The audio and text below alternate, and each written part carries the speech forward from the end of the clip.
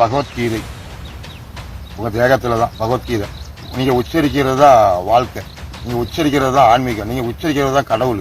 எல்லாமே உங்க தேகத்துக்குள்ள அடைக்கிறதுக்கு 18 அறிவு, 18 அத்தியாயம் பகவத்கீதை. அதுக்கு தான் நீதிமன்றத்தில் வந்து அந்த பகவத்கீதையை வச்சிருக்கு. ஒரு மனிதனுக்கு வந்து 18 அறிவு, 18 அத்தியாயம் கொண்டு உருவாக்கப்பட்ட மனிதன். ஆனால் அந்த மனிதனுக்கு 6 அறிவுன்னு நம்ம சுருக்கிறதா இல்லை. 18 அறிவு, 18 அத்தியாயம் ஒரு மனிதனோட உடல். அதுக்கு தான் மகாபாரத இதிகாசம். 18 நாள் மகாபாரத போர். ஆனால் வியாசர் சொல்லி விநாயகர் எழுதினார், வித்ய விநாயகர். அப்போ வியாசர் யாரு விநாயகர் யாருன்னு இந்த பாரத பூமியில தெரியல. இந்த மகாபாரத கதைக்குள்ள வந்து நான் போக விரும்பலை. ஏன்னா பஞ்சபாண்டவர்கள் என்பது தான் பாஞ்சாலி. அந்த பாஞ்சாலி அவதாரம் எடுத்ததே அந்த ஆதிசேஷன் தான், அந்த வாசகிங்கிற சர்ப்பம் தான். இந்த வாசகிங்கிற சர்ப்பத்தை தான் அமிர்தத்தை கடைகிறாங்க தேவர்களும் அசுரர்களும். அப்ப தேவர்களா இருக்க விரும்புறீங்களா, அசுரர்கள் கூட்டத்துக்குள்ள போறீங்களா அப்படிங்கிற மாதிரி ஒண்ணு. அமிர்தம் என்பது பார்கடல்ல பள்ளி கொண்டிருக்கிறவருக்கு தான் பொருந்தும் அமிர்தம். அந்த அமிர்தத்தை அசுரன் கொண்டு போனாலும் அதை மீட்பதற்கும் அவருக்கு தான் அந்த உரிமை உண்டை தவிர இந்த அண்ட சராசரத்துல வேற யாருக்கும் உரிமை கிடையாது. அப்ப இந்த அமிர்தம் 4 இடத்துல விழுந்த இடம் தான் 4 இடத்துல கும்பமேளான்னா இந்த கும்பமேளாத்துக்கு எல்லாத்துக்கும் சொந்தம் அந்த பார்கடல்ல பள்ளி கொண்டவர். இதுதான் உண்மை. காளி அவதாரமும் அவரு தான், சிவன் அவதாரமும் அவரு தான், சகல அவதார கதையும் அவரு தான். 51 சக்தி பீடத்தை உருவாக்குனது மகாவிஷ்ணு. கோடி மாதவங்கள் செய்து குன்றினார் தம்மை எல்லாம் விடவே சக்கரத்தால் எரிந்து அன்பு கொண்டு தேடிமால் செய்த கோவில் திரு ராமேஸ்வரத்தை நாடிவா நன்னெஞ்சமே நன்னெறியாகும் என்று. இது ராமேஸ்வரத்தோட ஐதீகம். நீ கோடி தீர்த்தத்துல குளிச்சாலும் சரி கடைசியில பாவம் புண்ணியம் எல்லாம் என்கிட்ட தான் வருது. இங்க இருந்துதான் நான் சக்கரத்தை எரிந்து அன்பு கொண்டு தேடிக்கொண்டு இருக்கிறேன். ராமேஸ்வரம் அதாவது பரமேஸ்வரன் ராமேஸ்வரன். வாசகி அம்மை என்பது யாரு, வள்ளுவர் என்பது யாரு, இது தெரியாம நீ சந்நியாசமும் கிடையாது, உனக்கு வேதமும் கிடையாது, எதுவுமே கிடையாது. தென்னாடுடைய சிவனை எந்நாட்டவருக்கு இறைவா போற்றி. அப்ப தென்னாடுடைய சிவன் யாரு, எந்நாட்டவருக்கு இறைவா போற்றின்னு அந்த தென்னாடுல சொல்லக்கூடிய சிவன் யாரு, அந்த சிவனோட பேரை சொல்லுங்க. வாசகிங்கிற ஒரு சர்ப்பத்தை தான் அமிர்தம் கடைகிறாங்க. அசுரர்கள் ஒரு பக்கம், தேவர்கள் ஒரு பக்கம். அந்த அமிர்தத்தை அசுரர்கள் கடத்தி கொண்டு போகும்போது 4 துளி விழுந்த இடம் தான் இந்த 4 இடத்துல கும்பமேளா நடக்கிறது. ஹரிதுவார், அலகாபாத், உஜ்ஜைன், நாசிக். கும்பமேளா கொண்டாடுறது எல்லாமே அந்த வள்ளுவனுக்கு வேண்டிதான். கங்கால இறங்கினா பாவம், பாவம் போயிட்டா நீ புண்ணியத்தை தேடணுமா, மறுபருவி உனக்கு காக்கா பருவி, ஐயோ எனக்கு வேண்டாம் வேண்டான்னு சொல்லி தப்பிக்கவே இயலாது. கொக்குன்னு நினைத்தாயா கொங்கனா, கொங்கணவன் இந்த பிறவியில உனக்கு அந்த சிவலிங்கம் தான் பெருசு, அந்த சராசர சிவலிங்கம் தான் பெருசு, இதுக்கு மிஞ்சின கடவுளே கிடையாது அப்படி நீ எடுத்துக்கிட்டா அது உன்னோட அறியாய்மை. இது சிவலிங்கம் என்பது மகன். ஆனா அந்த மகனை தோற்றி வைத்தவர் பள்ளி கொண்டிருக்கிற பரம்பொருள் பரமேஸ்வரன். அந்த பரமேஸ்வரன் தான் நாட்டியம் ஆடுறாரு. நாட்டியம் ஆடுறவர் தான் பள்ளி கொண்டிருக்கிறாரு. இந்த நாட்டியம் ஆடுறவர் தான் நீ சக்கரத்தை ஆழ்வாருங்கிற. ஆனா 10 கை இருந்தா சக்கரத்தை ஆழ்வாரு, 4 கை இருந்தா நடராஜன். சூரிய உதயம் ஆகுது, சூரியன் மறையுது. ஆனா உதயமும் ஒரு ஆளுகிட்ட தான், மறையிறதும் ஒரு ஆளுகிட்ட தான். அப்ப உதயமும் மறையிறதும் ஒரு ஆளுகிட்ட. ராம நாடு. அப்ப ராமர் பிறந்தது அயோத்தின்னு ஒரு மாநிலத்துக்குள்ள பிரிச்சுட்ட. கன்னியாகுமரி இங்க இருக்கு, திரு அனந்த பத்மநாதன் திருவனந்தபுரத்துல இருக்கிறாரு, பிரிச்சுக்கிட்ட.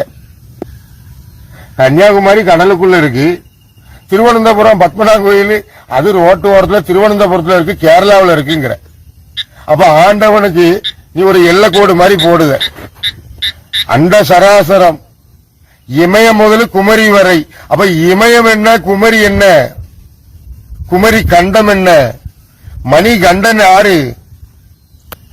அப்ப மணிகர்ணா சுடுகாடு, காசி நகரம், அதாவது பார்வதியோட முத்துக்கள் விழுந்த இடம்.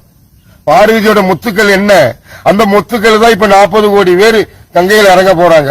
இருக்கட்டும், எல்லாம் பார்வதியோட முத்துக்கள். ஆனா இந்த பார்வதி அவதாரம் யார் எடுக்கிறா, சதிதேவி எடுக்கிறா. சதிதேவி யாரோட மகள், தட்சனோட மகள். தட்சன் யாரோட மகன், பிரம்மாவோட மகன். அப்ப பிரம்மா அவரு தான். அப்ப அவருக்கு மேல மகாவிஷ்ணு. சூரிய உதயம் ஆகுது, சூரியன் மறையுது. ஆனா உதயமும் ஒரு ஆளுகிட்ட தான், மறையிறதும் ஒரு ஆளுகிட்ட தான். அப்ப உதயமும் மறைகிறதும் ஒரு ஆளுகிட்ட ராம நாடு. அப்ப ராமர் பிறந்தது அயோத்தின்னு ஒரு மாநிலத்துக்குள்ள பிரிச்சுட்ட. கன்னியாகுமரி இங்க இருக்கு, திரு அனந்த பத்மநாதன் திருவனந்தபுரத்துல இருக்கிறாரு, பிரிச்சுக்கிட்ட. கன்னியாகுமரி கடலுக்குள்ள இருக்கு, திருவனந்தபுரம் பத்மநாப கோயில் அது ரோட்டு ஓரத்துல திருவனந்தபுரத்துல இருக்கு, கேரளாவில் இருக்குங்கிற. அப்ப ஆண்டவனுக்கு நீ ஒரு எல்லைக்கோடு மாதிரி போடுத. அண்ட சராசரம் இமயம் முதல் குமரி வரை. அப்ப இமயம் என்ன, குமரி என்ன, குமரி கண்டம் என்ன, மணி கண்டன் யாரு? அப்ப மணிகர்ணா சுடுகாடு காசி நகரம், அதாவது பார்வதியோட முத்துக்கள் விழுந்த இடம். பார்வதியோட முத்துக்கள் என்ன? அந்த முத்துக்கள் தான் இப்ப 40 கோடி பேர் கங்கையில் இறங்க போறாங்க. இருக்கட்டும், எல்லாம் பார்வதியோட முத்துக்கள். அந்த பார்வதி அவதாரம் யார் எடுக்கிறா? சதிதேவி எடுக்கிறா. சதிதேவி யாரோட மகள்? தட்சனோட மகள். தட்சன் யாரோட மகன்? பிரம்மாவோட மகன். அப்ப பிரம்மா அவர்தான். அப்ப அவருக்கு மேல மகாவிஷ்ணு. மகாவிஷ்ணுக்கு மேல ஒன்னும் கிடையாது அப்படின்னு சொல்றது ஆணவத்துல கிடையாது, அறிஞ்சதுதான் சொல்றேன். அதுக்கு ஒரு எடுத்துக்காட்டு தான் நம் பிறவியில நம்ம பார்க்கக்கூடிய இடம் நெல்லையப்பர் கோவில். ஒரு பக்கம் சிவலிங்கம், ஒரு பக்கம் பெருமாள் பள்ளி கொண்ட மாதிரி அவதாரம். இன்னும் சங்கர நாராயணன், அதாவது ஒரே அவதாரத்தில், அதாவது சிவனையும் விஷ்ணுவும் ஒரே அவதாரம் அப்படின்ற மாதிரி ஒரு பொருள் சங்கரன் கோவில். அப்ப கோமதி காந்திமதி இது ரெண்டும் மகாவிஷ்ணுவிலிருந்து தோற்றி வைக்கப்பட்ட பஞ்சாட்சர மந்திரம். அகத்தியர்னு எடுத்துக்கிடலாம், ஐயப்பன்னு எடுத்துக்கிடலாம், முருகன்னு எடுத்துக்கிடலாம், விநாயகர்னு எடுத்துக்கிடலாம். அப்ப இந்த 3 முகத்துல இந்த 4வது முகம் விநாயகரோட ஒரு முகம் இருக்கு இல்லையா, அந்த முகத்துக்கும் நம்ம முகத்துக்கும் ஒரு பந்தம். இதுல எது மூத்தது எது இளையது இப்படிங்கிற ஒரு கதாபாத்திரம் தான் இந்த ஆன்மீக இதுல உண்டு. இதுதான் உண்மை. ஏன்னு கேட்டீங்கன்னா, இப்போ உதாரணத்துக்கு அந்த வடநாட்டுக்குள்ள கும்பமேளால உள்ள சாமியார்கள் எல்லாம் சரிதான், எல்லாம் சந்தோஷம். ஆனா நான் இதே தமிழ்நாட்டுக்குள்ள இருந்துகிட்டு, எப்பா கும்பமேளாக்கு நீ போலையா? இல்ல, நான் பவானி ஆத்தங்கரையில போயிட்டு திருவேணி மாதவ தீர்த்தம், பிந்து மாதவ தீர்த்தம், சேது மாதவ தீர்த்தம், அம்மை அப்பனே துணை முடிஞ்சிட்டு. அப்ப அங்க குளிச்சாலும் ஒரே புண்ணியம் தான், இங்க குளிச்சாலும் ஒரே புண்ணியம் தான். அங்க குளிச்சா பாவம் போகும்னா இங்க குளிச்சா பாவம் போவாதா அப்படிங்கறது இல்லை. அந்த பாவங்கிற நமக்கு ஒரு சொல்லித்தர போய் நம்ம அதை பின்தொடர்ந்துகிட்டோம். ஆனா உண்மையிலே பாவங்கிறது பிறவி எடுக்கிறது தான் பாவம். இந்த பிறவியில நீ அறிஞ்சுக்கிட்டா அடுத்த பிறவியில நீ அறிஞ்சிக்கோ. அதுக்குதான் 144 ஆண்டு, 40 ஆண்டுக்கு ஒரு முறை தரிசனம். அப்படின்னா இத்தனை ஆண்டுக்கு நம்ம ஏன் தரிசனம் பார்க்கிறோம்? அப்ப தரிசனம் பார்ப்பதுன்னா என்னன்னா கண்ணுதான். கண்ணுதான் கங்கை உச்சி. யமுனை என்பது உடல், உயிர் என்பது சரஸ்வதி. கங்கா யமுனா சரஸ்வதி.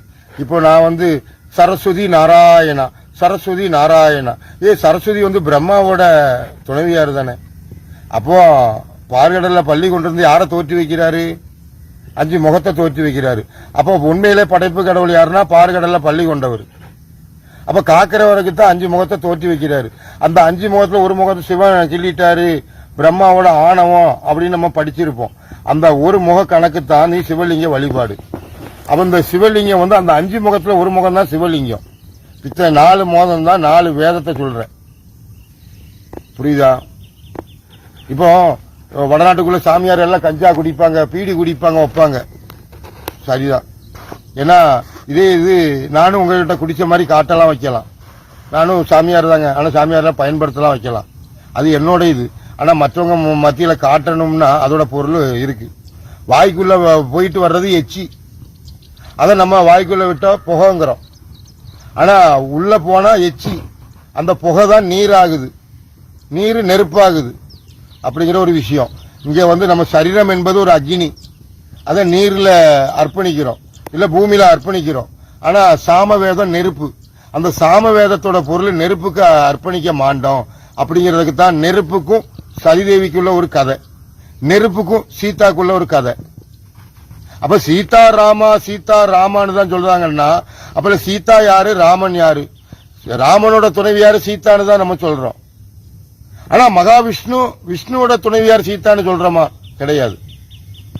அப்ப அந்த விஷ்ணு இருக்க போய் தான் 10 அவதார கதை. அப்ப இந்த 10 அவதார கதை தான் உலக ஆன்மீகமே. ஆனா நமக்கு சொல்லி தந்தது என்ன? சிவன் கோத்திரம் வேற, விஷ்ணு கோத்திரம் வேற, சைவம் வைணவம். அப்ப வைணவம்னா என்ன பொருள், சைவம்னா என்ன பொருள்? வைணவம் அப்படின்னா அம்மையப்பரோட ஒரு இது வைணவம். அதிலிருந்து தோற்றி வைக்கப்படுற சைவம் மகன். அப்ப சுடுகாட்டில் இருக்கிறது சிவன், ஆலயத்தில் இருக்கிறது யாரு? அரியா. ஆலயத்திலும் சிவன் இருக்கிறாரு, சுடுகாட்டிலும் இருக்கிறாரு. அப்ப இதுல எது சரி? ஆலயமோ சுடுகாடோ? ஒரு மனிதன் வந்து ஆண்டவங்கிட்ட வந்து, ஆண்டவா என்ன தீர்க்காயுசா ஆக்கு, உன்னை அதான் நான் படைச்சேன், உன்னை 99 ஆண்டுக்கு உன்னை நான் படைச்சிட்டேன். ஆனா இவனா ஆயுசா குறைச்சிக்கிட்டு தான், எனக்கு 60 ஆண்டு வாழ்ந்தா போதும், ஆண்டு அனுபவிச்சுட்டேன், அடுத்த பிறவி அதெல்லாம் பிறவியே வேண்டான்னு கும்பிட்டுட்டேன். சிவனை தொழுதா பிறவி கிடையாது, சிவனை தொழுதா வேற பிறவி கிடையாது, ஆனா மனித பிறவி உண்டு. சிவன் சொத்து கொலநாசம்னா உன் உடலை நாசம் பண்ணிடாத, அதுக்குதான் சிவன் கோயில பஸ்மத்தை எடுத்தாலும் அங்க தட்டி வச்சுட்டே வந்துடுவாங்க, ஏன்னா குடும்பத்துக்கு கொண்டாடக்கூடாது. ஆனா இப்போ அதெல்லாம் மாறி போச்சு. சபரிமலைக்கு மாலை போட்டவனே வந்துட்டு விபூதியை பூசுறான். சந்தனம் மணக்கும் மலை சபரிமலை. அப்ப சந்தனம்ங்கிறது உன் சரீரம், அது மணக்கப்பா, அதை நீ சாம்பல் ஆக்கிறாதங்கிற ஒரு கதை தான்.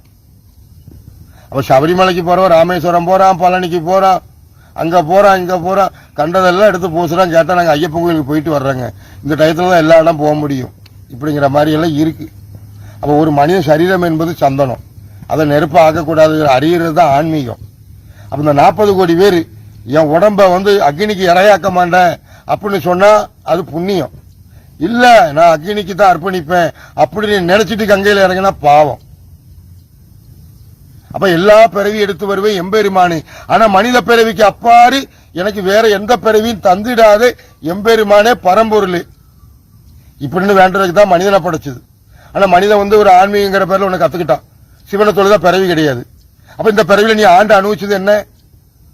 அதெல்லாம் ஆண்டு அனுபவிச்சாச்சு. அப்ப மறுபடி உன் பிறவி என்ன ஆக போகுதுன்னா காக்காவாயிரும். காக்காவாகாத, நீ மனிதனாவே பிறந்துகிட்டு நீ சொல்லி கேட்கறதுக்கு நாயாரியா? போங்க. கா கா கா அண்டம் என்பது இருட்டு, அது மகா சிவராத்திரி. உனக்கு அந்த ராத்திரி தான் பெருசு, சிவன் தான் பெருசு. அண்டம் என்பது இருட்ட ஆக்கிய தீர்வோம். உன் உடம்ப பூரா எரிச்சு எரிச்சு எரிச்சு எரிச்சு அண்டத்துல காக்கா பெருத்து கா கான்னு கத்தி அண்டம் என்பது இருட்டாய் உன் சிவன் தான் பெருசு, அதான் சிவராத்திரி. ஆனா ராத்திரியே உனக்கு இருந்துட்டுனா நீ யார வேண்டுவ? வெளிச்சம் வராதா, வெளிச்சம் வராதா, வெளிச்சம் வராதா? ஏன்னா வெளிச்சம் வந்தா தான் உனக்கு பொழப்பு. அந்த வெளிச்சம் யாருடையதுன்னா அது நாராயணனுடையது. அப்ப உனக்கு நாராயணன் முக்கியமா, சிவன் முக்கியமா? அப்ப அண்டம் என்பது இருட்டாக்குறது என்னன்னா, உன் உடம்ப புதைச்சிட்டா ஒரு ஜோதி அண்டத்துக்கு ஏத்துன மாதிரி, உன் உடம்ப எரிச்சு அந்த சாம்பலை கொண்டு வந்து நீ கங்கால கரைச்சாலும் சரி, நீ ராமேஸ்வரத்துல கரைச்சாலும் சரி, இல்ல சிவனோட உச்சி அங்க கொண்டு கரைச்சாலும் சரி, உனக்கு பிறவி உண்டு, காக்கா பிறவி. உன் கரி மேகம் அண்டத்துல காக்காவதான் ஆகும். அதுக்குதான் காசி நகரத்தில் காகம் கத்தாது, கருடன் பறக்காது. நீ கருடனை பார்க்கறதுக்கு உனக்கு என்ன வேணும்? கண்ணு இருந்தாதான் கருடன், கருடன் பறக்கான்னு பாப்ப. அப்ப கருடனுக்கு என்ன முக்கியம்னா கண்ணு தான் முக்கியம். அப்ப காசியில கருடன் பறக்காது, அதை பார்ப்பதற்கு உனக்கு என்ன தேவைன்னா கண்ணு தான் தேவை. இந்த கண்ணு இருக்க போய் தான் காசி நகரத்தை கொண்டாந்து காட்டிட்டு, கங்கா, இதுதான் கங்காவா, இங்கதான் 3 நதி இணையுதா, இதெல்லாம் காட்டி தந்தது கண்ணு. அதுதான் கருடன் பறக்காதுன்னா கண்ணை வச்சுதான் நீ பாக்குற. ஆனா அந்த கருடனுக்கு கண்ணு தான் பிரதானம். இந்த ஒரு புராணத்தை உனக்கு சொன்னா உனக்கு சாதாரணமா தெரியுது, ஏன்னா உன் கண்ணை கொண்டு எரிமேடையில கொடுத்தாத்தான் உனக்கு ஆத்மா சாந்திங்கிற. விறக வச்சு எரிச்சு சாம்பலை 3 நாள்ல அள்ளி அது ஒரு களத்துல வச்சு ராமேஸ்வரத்துல கொண்டு விட்டா உனக்கு பிறவி முடிஞ்சுது. புதைச்சிட்டா பேய் பிசாசுகளா ஆகுவாங்களாம். யாரு சொன்னது? நீ மனித பைய 65 கிலோ 70 கிலோ உடம்ப வச்சிருக்கிற, உனக்கே புதைச்சா பேய் ஆகுவேன், எரிச்சிட்டா பிறவி கிடையாதுங்கிறல்ல. உன் பேய் உன் உடலோட பேயை விட இந்த அண்டத்துல மிகப்பெரிய உருவம் ஆனை. ஆனை இறந்து போச்சுன்னா அந்த ஆனை பேயா வராதா? இல்ல ஆனை சாமியா வராதா? ஏன் ஆனை சித்தரா வராதா? ஏன் மனித உடலை கொண்டு புதைச்ச வச்ச இடத்துல பெரிய சக்தி இருக்கு, ஆனா ஒரு ஆனை இறந்து போன இடத்துல சக்தி கிடையாது. அதை நீ எத்தனை நாள் நினைப்ப? இறந்த அன்னைக்கு இந்த கோயில் ஆனா இறந்து போச்சுங்க, அதை சாந்தி பண்ணிட்டாங்க, அதோட மறந்துடுவேன். அடுத்தாப்புல உனக்கு வழிபாடு எல்லாம் விநாயகரை கும்பிடுவேன், அங்க விநாயகரை கும்பிடுவேன். உனக்கு விநாயகரே காட்சி தந்துட்டாரு, இதுக்கு மீறிய சக்தியே கிடையாது. ஆனை இறந்து போச்சு, இந்த ஆனை இறந்த இடத்துலதான் சக்தி இருக்கு, இங்கதான் உண்மையான விநாயகர் இருக்கிறாருன்னு உன்னால எடுத்துக்கிட முடியாது. புரியுதா? ஏன்னா உன் ஆத்மாக்கு மீறிய ஒரு ஆத்மா அது. அந்த ஆத்மாக்கு கீழே தான் நீ, அதாவது மனிதன். ஆனா மனித ஆத்மாக்கு மீறிய ஒரு ஆத்மா ஆனை. ஆனா அந்த அண்டத்துல அனைத்து உயிரும் பிரிஞ்சிட்டுனா அந்த ஆணை என்பது அண்டத்துக்குள்ளதான் போகுது. அதுக்கு தான் அண்டம் பிண்டம் பிளந்து வந்த தண்டாயுதம் ஒவ்வொரு மனிதன். ஒவ்வொரு மனிதனோட சரீரம் தண்டாயுதம். அந்த தண்டாயுதத்தை நெருப்புல ஆக்காத, அதுக்குதான் தீர்த்தம் கதை, பாவம் புண்ணியம் கதை எல்லாம். ஆனா என்னத்த வரலாறுல படிச்சோம், இந்த நதியில குளிச்சா பாவம் போயிட்டு, அடுத்தாப்புல எதுக்கு உன் கண்ணுதான் நீராடுது, உன் உடல் கண்ணு, இது உன் உயிர் என்பது உன்னோட அறியாய்மை. உயிர் என்பது சரஸ்வதி, உடல் என்பது யமுனை, உச்சி என்பது கங்கை. அந்த உச்சி தான் குரு. குரு இருக்கிறது உச்சியில. அந்த உச்சியத்தான் ஒவ்வொரு மனிதனும் சிவலிங்கம், அதாவது 5வது வேதம், ஈசனோட வேதம், பிரணவ வேதம். அந்த பிரணவ வேதத்துக்கு பொருள் உச்சி. அந்த உச்சியத்தான் நம்ம சிவலிங்க வழிபாடா பண்றோம். அப்ப அந்த உச்சியை தோற்றி வைத்தவனை நம்ம மறந்துடுறோம். அப்ப பிரணவ வேதம் 5வது வேதம். ஆனா இதை தோற்றி வைக்கிறது பரம்பொருள் யாருன்னா அந்த மகா விஷ்ணு. விஷ்ணு தான் சிவனையே தோற்றி வைக்கிறாரு 5 முகத்தை. அந்த 5 முகம் தான் பஞ்சாட்சர நமச்சிவாய. நான் என்பது நடராஜன், அதான் நம்பிராஜன், ரங்கராஜன். அப்ப சி என்பது சிவன், சிதம்பரம். அப்ப நடராஜன் என்பது சிவனா இல்ல மகாவிஷ்ணுவா? அதாவது ரங்கராஜன் அனந்த பத்மநாதன். அப்ப இந்த ராஜங்கிற பொருள் தான் நடராஜங்கிற. சிவன் அங்க வரல, சிதம்பரம். அப்ப இது பார்க்கடல பள்ளி கொண்டவருக்கு தான் ஆட்டியம் ஆடுறாரு, நாட்டியம் ஆடுறாரு. ஆனா அந்த ஆதிசேஷன் இருக்குல்ல, அந்த ஆதிசேஷனுக்கு தெரியும் ஆடுறவர் தான் பள்ளி கொண்டிருக்கிறாரு, பள்ளி கொண்டவர் தான் ஆடுதாருன்னு. அப்ப இந்த ஆதிசேஷத்துல உள்ள கதையத்தான் பதஞ்சலி முனிவர் இப்படி எல்லா கதையை சொன்னாலும் அந்த ஆதிசேஷன் என்ன பொருள், அந்த பார்கடல்ல பள்ளி கொண்டிருக்கிற பொருள் என்னன்னு தெரிஞ்சுக்கிட்டா இந்த உலகத்துல இதுதான் உண்மை. இதுக்கு மீறியது எதுவுமே கிடையாது. அந்த சராசரத்துல பரம்பொருள் நிறைஞ்சிருக்கு. ஆனா அந்த பரம்பொருள் நிறைஞ்சிருக்கிற பொருள் என்ன? இதுதான் பொருள். அப்ப நம்ம இந்த பிறவியில செய்யக்கூடியது என்ன? எப்பா இது பாவம், இது புண்ணியம், நேரடியா சொன்னா ஏத்துக்கிட மாட்டாங்க. அதுக்குதான் அண்டத்துல மிகப்பெரிய கடவுள் சிவன். அதுதான் அண்டம் என்பது இருட்டு, இருட்டு, இருட்டு, இருட்டு. அண்டம் என்பது இருட்டு ஆயிட்டுனா அதுக்கு பேரு மகா சிவராத்திரி. அப்போ மனிதன் விழித்து இருந்து யாருக்கு வேண்டினா வெளிச்சத்துக்கு வேண்டி. வெளிச்சம் வந்தாதான் விஷயம். இல்ல உன் சிவன் தான் பெருசுன்னு சொன்னல.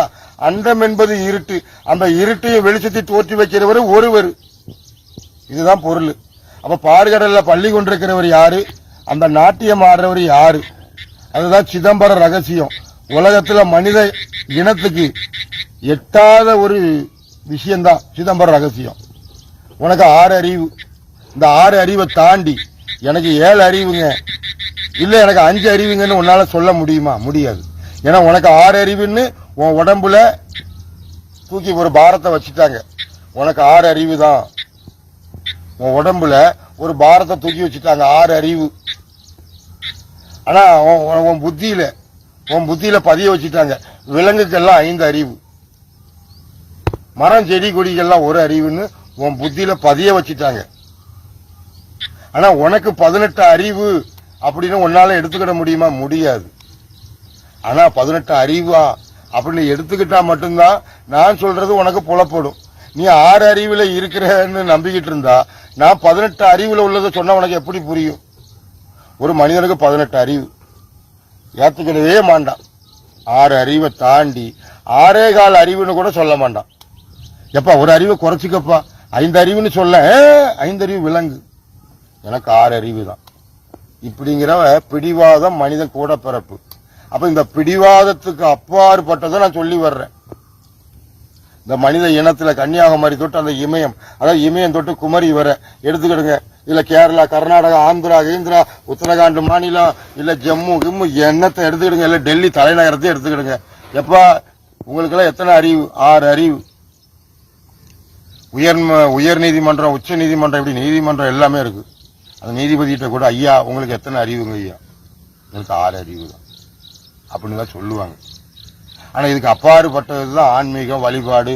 அதாவது இப்படியெல்லாம் சொல்றதெல்லாம் நம்ம அறிவுக்கு அப்பாற்பட்டது. அந்த அறிவுக்கு அப்பாற்பட்டதுல உனக்கு 18 அறிவு தான்னு சொன்னா ஏத்துக்கிட முடியுமா? முடியாது. உங்களுக்கு 18 அறிவு. அதாவது உங்களோட தேகம் பாதத்திலிருந்து உச்சி வர பகவத்கீதை உங்க தேகத்துல தான். பகவத்கீதை நீங்க உச்சரிக்கிறது தான் வாழ்க்கை, நீங்க உச்சரிக்கிறது தான் ஆன்மீகம், நீங்க உச்சரிக்கிறது தான் கடவுள்.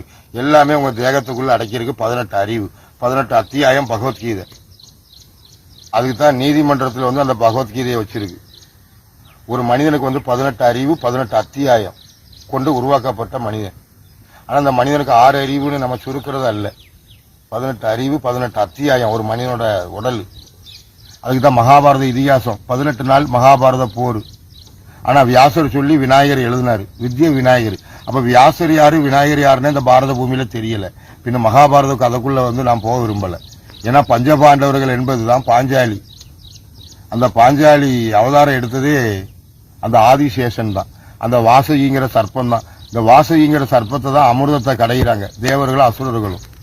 அப்ப தேவர்களா இருக்க விரும்புறீங்களா, அசுரர்கள் கூட்டத்துக்குள்ள போறீங்களா அப்படிங்கிற மாதிரி ஒண்ணு. அமிர்தம் என்பது பார்கடல்ல பள்ளி கொண்டிருக்கிறவருக்கு தான் பொருந்தும். அமிர்தம், அந்த அமிர்தத்தை அசுரன் கொண்டு போனான்னா அதை மீட்பதற்கும் அவருக்கு தான் அந்த உரிமை உண்டை தவிர இந்த அண்ட சராசரத்துல வேற யாருக்கும் உரிமை கிடையாது. அப்ப இந்த அமிர்தம் 4 இடத்துல விழுந்த இடம் தான் 4 இடத்துல கும்பமேளான்னா இந்த கும்பமேளாத்துக்கு எல்லாத்துக்கும் சொந்தம் அந்த பார்கடல்ல பள்ளி கொண்டு வருது. இதுதான் உண்மை. காளி அவதாரமும் அவரு தான், சிவன் அவதாரமும் அவரு தான், சகல அவதார கதையும் அவரு தான். அப்ப இந்த எல்லா பாவங்கள் புண்ணியங்கள் எல்லா கணக்கும் அவர்கிட்ட தான் போய் சேரும். அப்ப இந்த திரிவேணி சங்கமத்துல குளிக்கிற எல்லா நீராடுறவங்களோட பாவத்தை போக்கி புண்ணியமா ஆகட்டும்னு அந்த எம்பெருமானாய பரம்பொருளாய மகாவிஷ்ணு, அதாவது நடராஜ பெருமான், ரங்கராஜ பெருமான் இப்படிங்கிற பேரெல்லாம் அவருக்கு உண்டு.